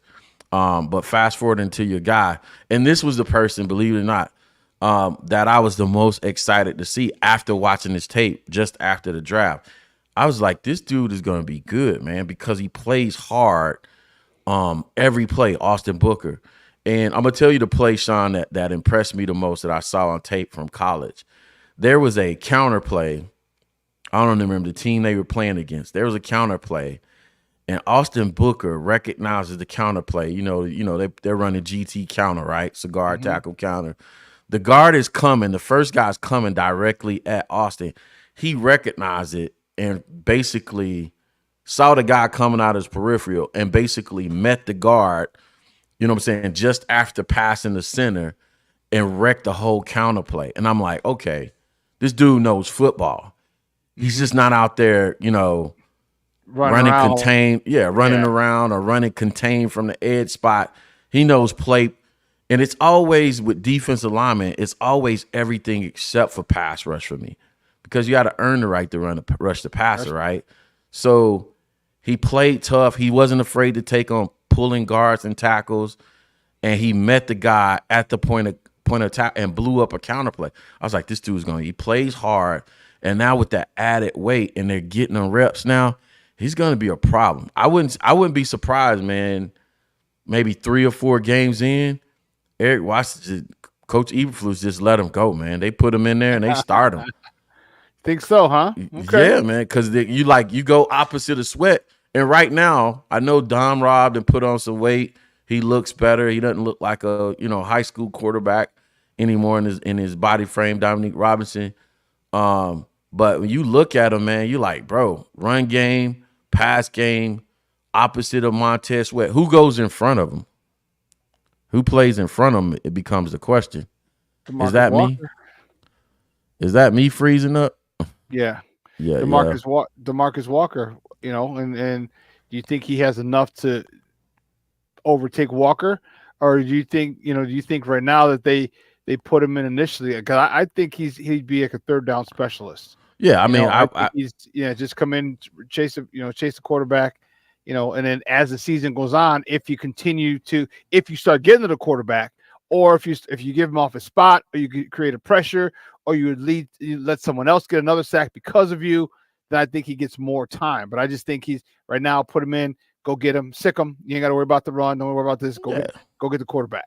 Yeah, you know what I'm saying? Progressive overload. Yeah, like you said, you start him out, let him be a specialist. You know what I'm saying? See how the guy in front of him is getting it done. But if he's not getting it done, and Walker has a better run game body anyway. Yeah. But if he's not getting it done, then you say, all right, because you got to keep him around the politics of it all too. Walker ain't gonna be like, hey, bro, I'm giving up all my pass rush reps to it. So Walker might get his pass reps from the inside. I was gonna say on that his NASCAR package. Yeah, right. yeah. That's got me really excited, man. I'm really excited about the way that this team is constructed. I'm really excited about the way this defense is, and I think they know, and they should have had the conversation. Like we might have to carry this team while this offense gels, and this offense might gel a lot sooner than people think, right? Because of all the things, because of the exposure to the playbook Caleb had even before he was drafted, because of the earlier practices, because of the Hall of Fame game, because of the Hall of Fame game. Well, I guess not, because they didn't play. So, but they had extra practices, right? So all that extra time, this offense might be able to gel sooner a week or two sooner, maybe even 3 than they would normally. So Yeah, hopefully they got it works Bengals out week that 2. way. Yeah, they got Pardon? the joint practices with the Bengals too. Yes, So they it's do. gonna be an opportunity. I think again, style of play, and I've said this before on our show. Styles make fights in football. I think our style of play is a problem, or would become a problem for the likes of our division opponents, right? If you go back, I did a breakdown of Shane Waldron versus Luke Getsy, and while he was in Seattle, and his approach to his approach to beating Detroit, or his game script versus Detroit, versus what Luke Getsy did. And Shane basically came out versus Detroit while he was in Seattle, and his first 15 plays, the first drive, he ran the ball. He didn't throw the ball not one time on the first drive, and scored. Like, it's attitude, and fans need to know that about Shane, because this is what I love about him in his play calling already. Shane might come off in his press conference as a little bit aloof or a little bit of a goof, right? You know what I'm saying? A little nerdy guy, but he has dog type play calling in him, like Shawn was calling for last year. So you're going to see times like even our drive stall, the first drive, I believe, it was 3rd and 1. There was no way in hell Shane was finna get ready to throw that ball on 3rd and 1 right there. He's going to send a message to his tight ends and O-line and say, listen, when we need 1 yard, I need to know I can count on you guys to get a yard. We're going to play big boy football. You know what I'm saying? And I love that about him, because that's the style we need to play to beat Detroit twice, to beat Green Bay twice. Going back to the last Green Bay game, 8-point game.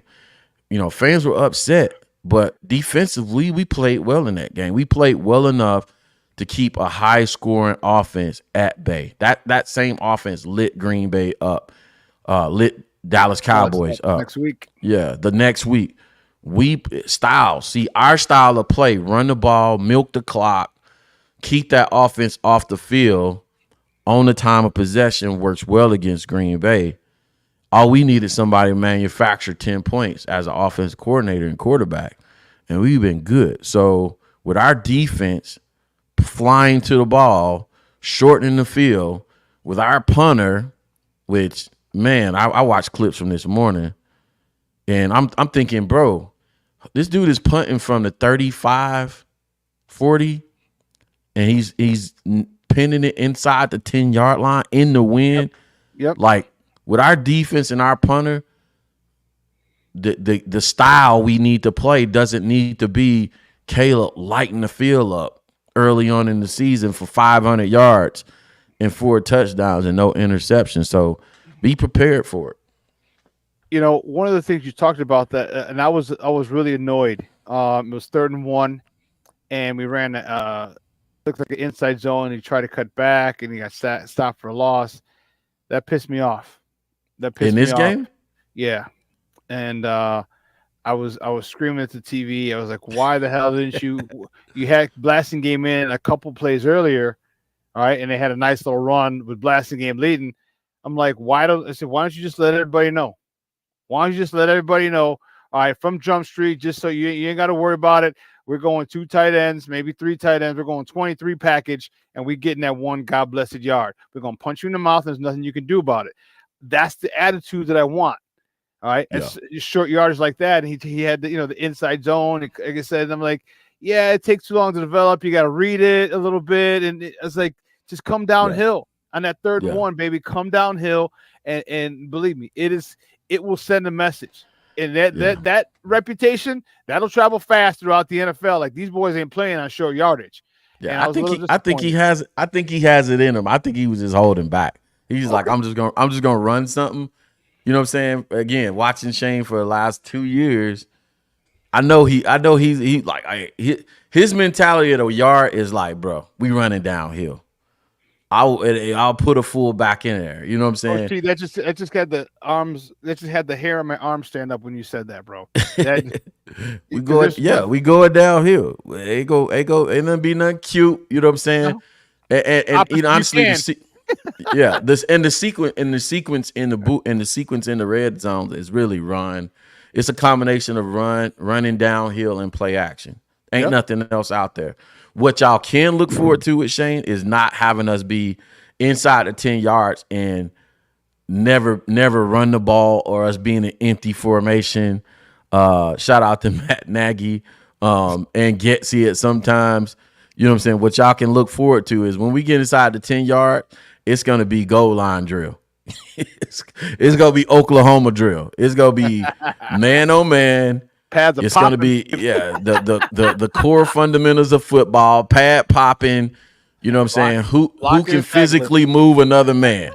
Yeah, that's his attitude, and I love it, man. That's what we need in Chicago. Dude, I'm telling you, the hair on my arms is standing up, baby. That's because we old school. That's how we like to play football. Yeah, you know what?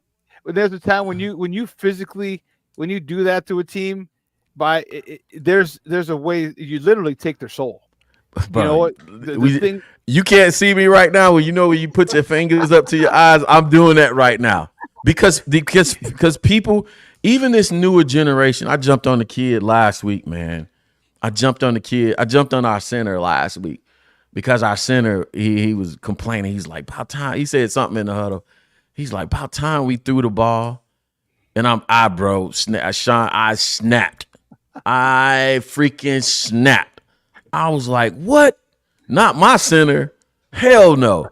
I said, you should want to run the ball every God blessed play. That's the mentality that I want my offensive line to have. Yep. You should want to run the ball. I don't care if it's 3rd and 20. You should want to run the ball because you and the eyes, the fingers to the eyes thing is this. The part about that's football. It's not just because guess what? You can lose a game. But win the war. So when you lost the game, like I'll give you an example. Last year versus Detroit, we lost the game, but I already knew we were going to get the one at home because we basically took Detroit's heart. We took Detroit's heart at that game at their stadium. We actually physically beat them down. Oh hell yeah! For 4 quarters, and that's what it is. You got to take their soul. Yeah, 3 quarters in 10 minutes. Yeah, breaking. Listen, football is a strategic game and all that other stuff, and I love that part about it. But what I love the most about it is breaking another man's will. Yeah. Like, and it's not even the will to win; it's the will to compete. Yeah. When you look at, and then you've been in that situation where you look across the line of scrimmage and you look in the eyes of your defender, and you know when he tapped out. how much time's left in this game? you know when they tapped out. Yeah, I don't care if it was football. I don't care if it was when I was wrestling. I don't care I don't care if it was our coaching. You can tell when the other team is tapped out. Yeah. You can tell when they like, all right, bro. You know what? We're gonna live to fight another day. Take this out, let's get out of here, and we'll regroup. And that's the thing that's what I want from this offense. That's from this offensive line. That's what I want. And to do that, because if you have that mentality, Lord have mercy, that play action you're talking about, that works wonders. That's going to work big time because you're thinking they're about to punch you in the mouth.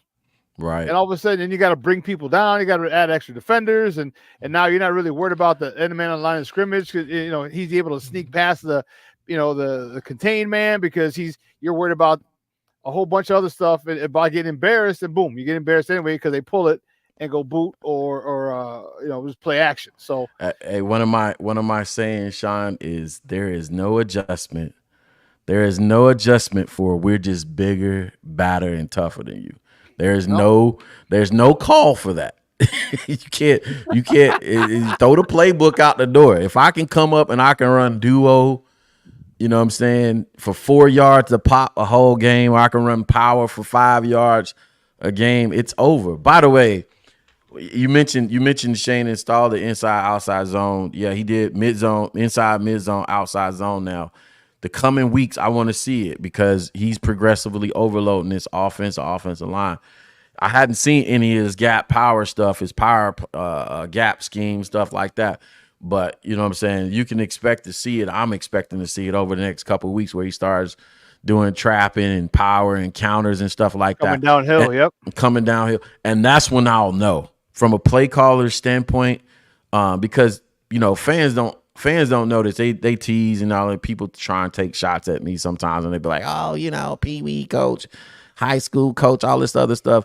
You know what I'm saying? While everybody's out there like being smart asses, they don't realize it don't matter what level you're on outside of Pee Wee football. Yeah. We all run the same stuff. Yep.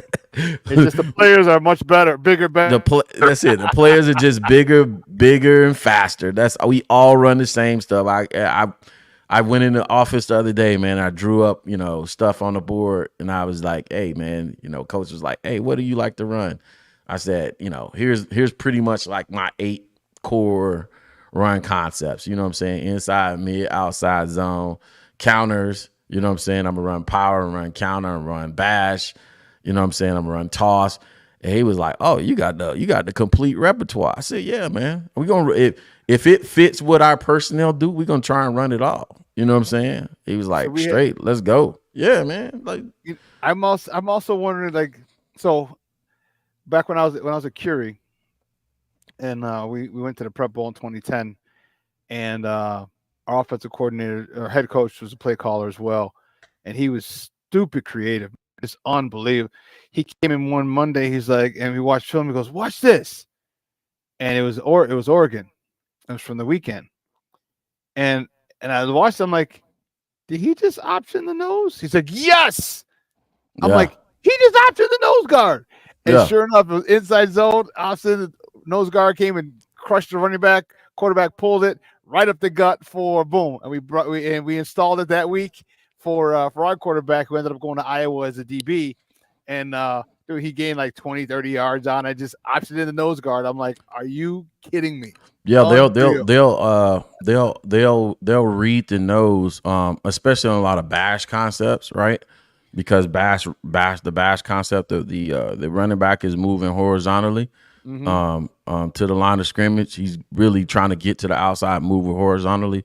So the quarterback will read either that he'll read the nose or the 3 technique and decide, whether he's gonna bust it up in the middle a lot of times. So yeah, man, it's so much stuff. I racked my brain this weekend, almost to my detriment, gave myself a headache because I'm so excited to be back in the mix, man. And I'm like, bro, I'm trying to put everything in. But yeah, it's a creative game, man. You have fun with it. I don't know if you can see me now, Shawn. My computer's going crazy.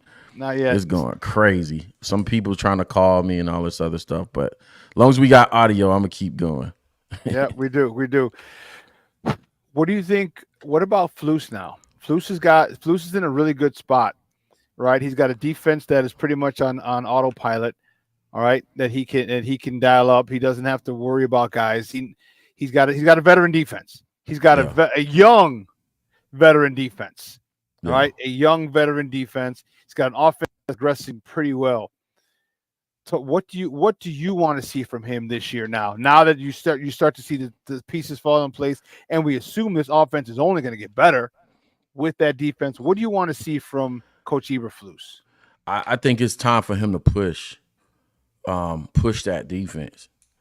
He has players in place right now, but it's time for him to push and test them, challenge them like in a real way. You know how Lovey challenged our defenses in the past. It was like it wasn't like it was like the expectation is for you to get turnovers. It's not for you to get stops. The expectations is or if you go to what's his name that just passed that used to be DC down in Tampa. Monty Kiffin, Lane Kiffin, or Monty. Is it Monty? Monty. Yeah, Monty. The expectation for that Tampa defense was not that you got stops and got 3 and outs. It's the expectation, especially when John Gruden got there, was, hey, let's take it to the next level. Let's get the ball and score. Score on defense. Say that again. Not just get the ball. Not just turnover. We're taking this shit to the house. Yeah, he has to challenge them in the level and let them know that the expectation is we want a defensive score at least 1 touchdown per game. Yes. That's the expectation. Yep. And start breeding that into them right now because that was lovely talk. Yeah, the projection is y'all gonna already be a top 5 defense. But I like the level up talk. It's you know what I'm saying, it's a little it's a little, I don't know if they got that off of NCAA 25 or what, but you know what I'm saying? But yeah, he has to send the message right now because there's not, you know what I'm saying? There's no grace for him beyond this year. If this defense underperforms, Buddy gonna be he gonna be on the chopping block. So yeah, he very well could be. And I think that's right, because one of the things I have not seen in these two games is people going after the ball. I have not seen it. I need to see it from everybody. Yeah, I need raking, to see stripping. Yeah, yes. And first dude holds, second dude strip, let the cavalry strip. You know what I mean? And I want to see that more. I want to see it because again, this causes this type of attitude will be spread. I mean, that reputation.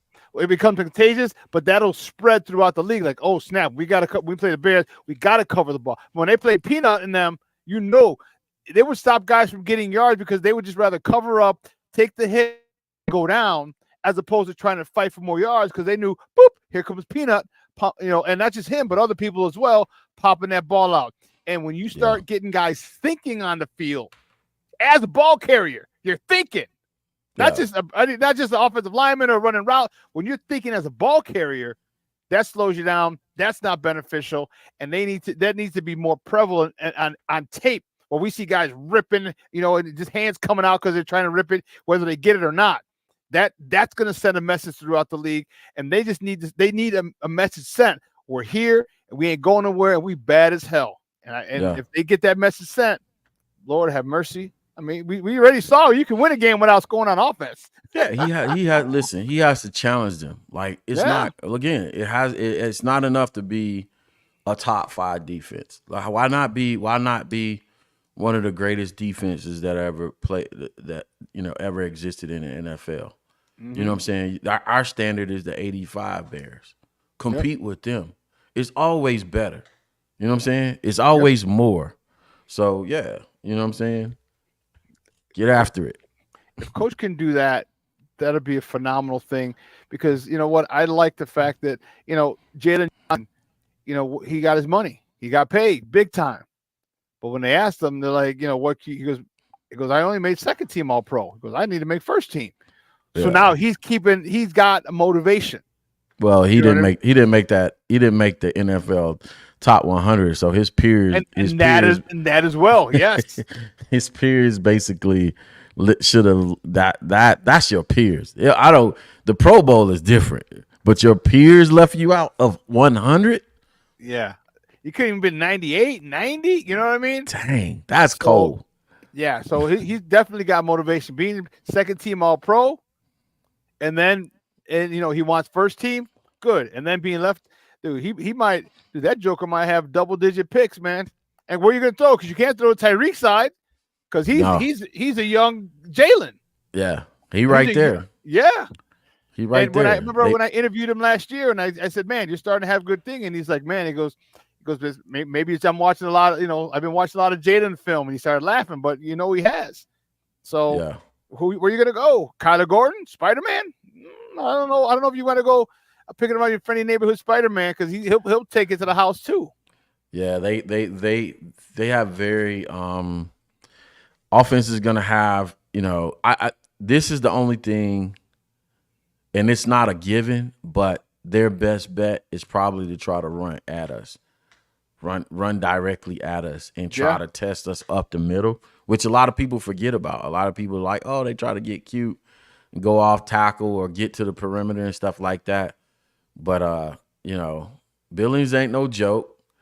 We'll see how Zach does in this new body of his. But, I mean, Javon's been playing. He's been going crazy. He's been getting off the ball now, like, lightning speed. Yeah. So it's gonna be interesting. It's gonna be interesting. And I think if they play the right way, Shawn, this will be all the pressure is off of Caleb. You know what I'm saying? All the pressure. Yeah, it's off of Caleb. Hey, I'm giving you short fields. I'm giving you don't have to go 80 and 90 yards every drive. You know what I'm saying? You don't have to do that every play. I'm giving you a short field. We're starting drives on the 40.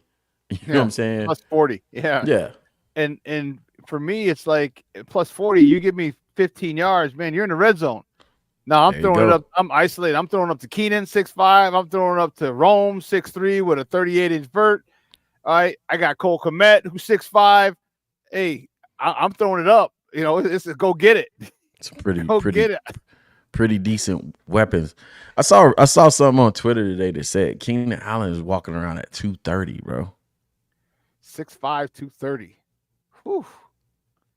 That's crazy. That's a nice, solid wide receiver, dog. Hey, go get it. Like literally isolate it or put, and that's where you put him in a slot.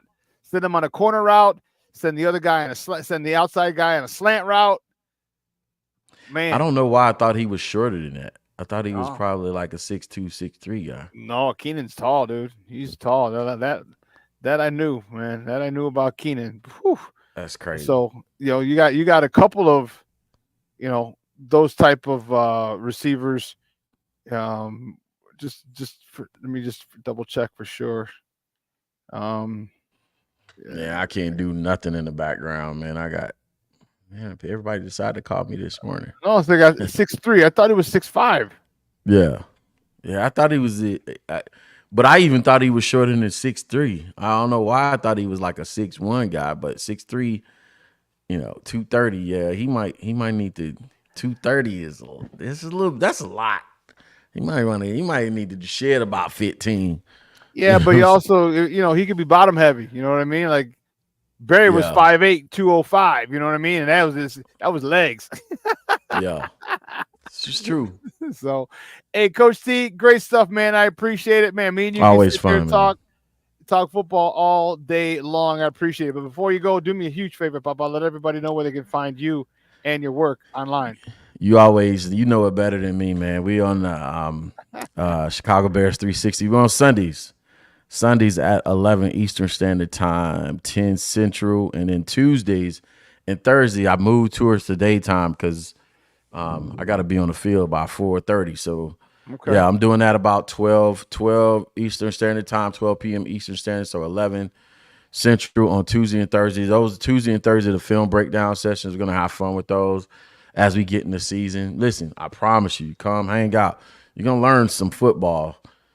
If you're in those film breakdown sessions, you're gonna know what you're looking at, man, and you'll be able to debate better. Yeah, yes, and that's one thing. You'll be able to argue with your friends better because you know football better. Dude, great stuff, buddy. Hey, we'll be in touch soon, man. Thanks a lot. I appreciate it. Absolutely. Hey, take it easy, Shawn. All right, guys, that's Coach T from the Chicago Bears 360, bringing it like he does, man, and just football from a much higher level. Just talking concepts and understanding philosophies and great stuff, which is why I love talking to Coach T. Because he and I were just talking, and we kind of just forgot, like, we had that you guys are watching, because we just talk at a high level, and we love talking football, and we want you. I like having those conversations because you guys get to pick up on stuff. You guys get to learn stuff like, oh snap, okay, this. We're talking about, what did Coach T talk about? He said, don't just look at the play, because understand what's being run. All right, first it was inside zone during the Hall of Fame game. Then they ran outside zone and stretch. Okay, now you see they added something. And if we talked about the pass to Cole Kmet, that was an outside zone stretch that he pulled and bootlegged by himself. All right, so now you're starting to see layer upon layer upon layer upon layer of Shane Waldron's play calling, what he's adding, to the repertoire, to the arsenal every week. So, you're going to become smarter fans. Remember, I told you, I want this to be a place of education for you. So you are a smarter fan. I don't want any dumb fans. All right, you can see things, you understand things. And he said, and when you argue with people, you have a legitimate leg to stand on. When your other friends are more emotional. Well, he sucks. Why? Because he sucks. Because he threw an interception. Like, yeah, but a lot of people throw interceptions. Matter of fact, everybody throws interceptions. So when you're much more equipped, all right, to combat people. And then when you do that, you realize how little a lot of people really know, and they just enjoy it as a fan, which is fine. All right. but you get to see. You get to see. Man, what a show. What a show. We got, let's see.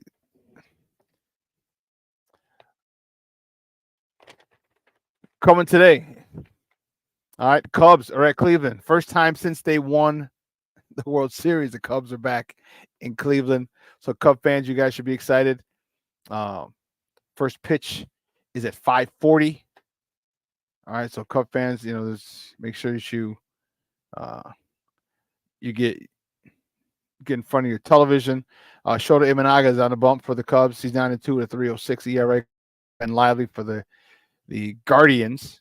All right, he's 10-7 with a 3.59. That's 5:40. Check it out on Marquee or 6:70 a.m. And the White Sox are in town. I mean, the Yankees are in town on the south side of the White Sox. Lewis Gill is on the bump today for the Evil Empire. He's 12-5 with a 3.06 ERA going up against Kai Busch.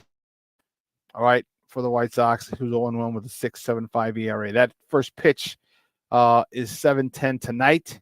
All right, you can catch that game on NBC Sports Chicago or their flagship AM 1000. Other than that, folks, 2 hours is come and gone. And the last thing I do want to tell you, the medal count in the Olympics, the U.S. just ran away with it, baby. 126 medals for the United States. China was next with 91. China and the U.S. tied for 90 gold medals. All right, but then the silver and bronze, the U.S. just blew them out. U.S. had 44 silvers to 27. All right, over China, and 42 bronze over 24 bronze over China, which gives a total 126 medals for the U.S. and 91 for China. And they're talking about the IOC wants Child's medal back. I'd be like, you know what? Trick, come find me. Come find me. All right. You I didn't get to stand on the podium because you guys made a mistake. You know what I mean? No, I'm keeping this. If it was me, I'd be like, I'm from the South Side. I'm taking something. I'm going home with something. Come find me, damn it. Holler at my cousins. Let them know you want it. Oh, man. Oh, you say I only watched the Cubs Sox game because Mondo's coach Joe is sitting behind home plate. Oh, that was cool. That was cool. Well, listen, folks, 2 hours is coming and gone. Want to thank Coach T for coming on, talking Bears football.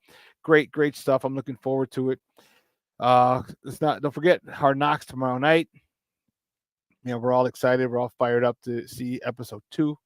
We're excited for this week.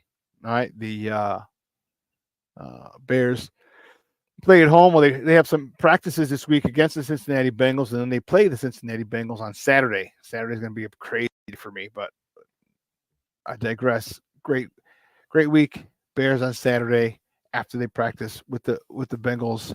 Have some joint practices this week. It's going to be dope.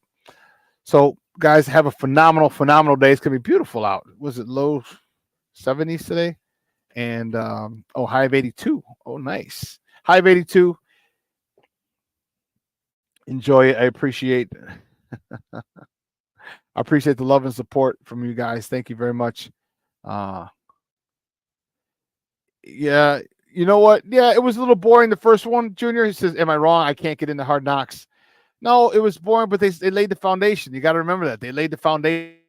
Everything else is coming. So check it out tomorrow and see how you feel after that. But for everyone here at Sports Zone Chicago, Elliot Baez, our executive producer, Clarence Counsel, our social media guy, and my co-host, and Absentia Maya. I'm your boy, the SuperBack, Shawn Sierra. Guys, have a phenomenal day. All right, if you're off, man, get out there and enjoy this beautiful weather. 84 degrees. Probably warm. It's going to be warmer if you're further away from the lake. Like it's going to be warmer out here in Orland than it is, in the city. And we will see you on Wednesday. I'm looking forward to that. And we're going to talk about Hard Knocks episode 2. All right, guys, have a wonderful day. I was going to say something. remember what the heck it was. Shoot. All right. Anyway. All right, guys. Have a phenomenal day. Your boy, the SuperBack, is out. This show will replay tonight at 6 p.m. So make sure if you missed any portion of this, you want to catch it again, this will replay at 6. So for everyone here at Sports Zone Chicago, guys, I'm your boy, the SuperBack, Shawn Sierra. My sports owners, I love you. I am out.